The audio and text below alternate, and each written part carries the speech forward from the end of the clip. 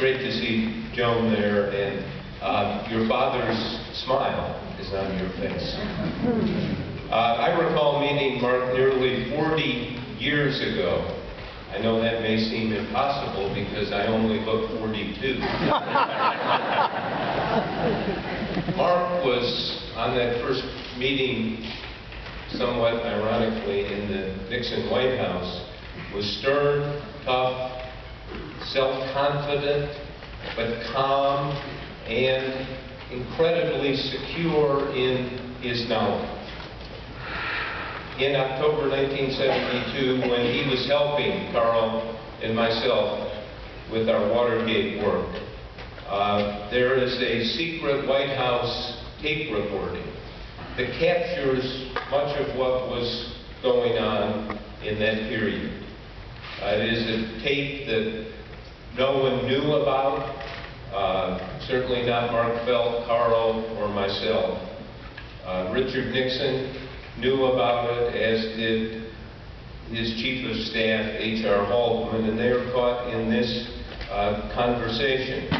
They had, in the conversation, they believed that they had identified Mark as a person helping the Washington Post. And Haldeman, the Nixon Chief of Staff, said the following: if we move on him, on Mark Felt, he'll go out and unload. Unload everything. He knows everything. He has access to everything. Nixon, not surprisingly, after a few expletives, ordered Haldeman, do nothing, say nothing. What Mark Felt knew was about wiretaps of reporters, White House aides, in the guise of national security at times, a cover-up of the Watergate burglary in the middle of that year, a truly ugly campaign of political sabotage and espionage aimed at all the Democrats who might run against Richard Nixon. On and on the list goes of Mark's knowledge. Here was a president, Nixon, intent on grabbing, holding, and manipulating all the levers of power in the government. What Mark Felt was confronted with at that time was nothing less than a war organized, well-practiced, well-funded by President Richard Nixon, a war aimed at the system of justice. Nixon's real early triumph in the Watergate cover-up was he was able to enforce a conspiracy of silence. He was able to keep those who knew quiet. If everyone who knew the dimensions of Watergate, the extent of the corruption and the violation of law and the abuse of power, if everyone shut up, Nixon would win, and silence would be the victory. People were frightened intentionally. People were paid lots of money for their silence, including the Watergate burglars. A political operative was put in to head the FBI and be Mark Felt's boss. This political operative, L. Patrick Gray, we later learned, resigned in disgrace after when he admitted that he had destroyed Watergate evidence with the Christmas trash. Justice Department lawyers were rendered docile. Nixon was effective for a while in subverting the CIA, the IRS, many institutions of government. There was this massive cover-up. Mark's great decision in all of this was his refusal to be silenced. Action is character. He saw, as he said to us, look at the overall, connect the dots. He saw the character of Nixon and his men. He saw the obstruction of justice, the dirty tricks, the bundles of cash flying around. One commentator has said that Mark Felt was somebody who kind of was a grand storyteller, that he presented the narrative. In fact, in reality, he was a truth teller. He knew his oath of office, in the end, was to the people of the country and to the Constitution. He served both creatively and ably and courageously.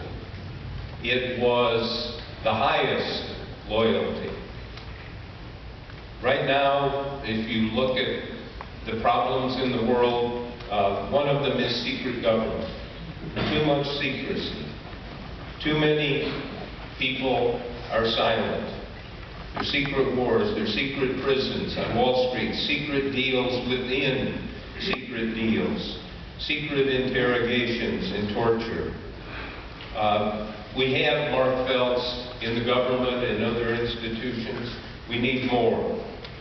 It is, I believe, true that democracies die in darkness, and they do die. And we will die if we do not know what is going on. What Mark Felt was a great teacher and guide. And he always said, he always put the ball in our court. He said, well, you're going to have to find that out, aren't you?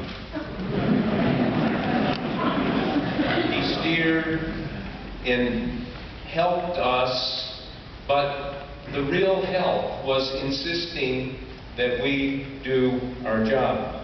Carl and I were talking this morning, and we realized that Mark Felt had all of the characteristics of a prickly, nagging, insistent newspaper assignment editor. Get to work. Dig. The story is there. Put it together. See the pieces. A subtext often was, are you dumb? Don't you get it? And within the Washington Post, I called him my friend.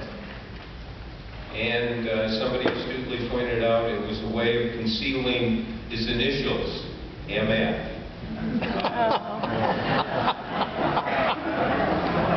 But he was my friend. And like all great friends, he was somebody who prodded, somebody who didn't make it easy. He never said, this is simple. He said, of course, this is hard. The other day we asked Ben Bradley, who was our editor at the Post on the Watergate stories. He was not able to be here, but Carl and I asked, what did Mark Felt's life mean? The question posed by one of Mark's grandsons. And this is what Ben Bradley said. Quote, there is an unknown source and unknown force behind every major event in history. Mark Felt was that source and that force in the Nixon administration. Thank God for Mark Felt.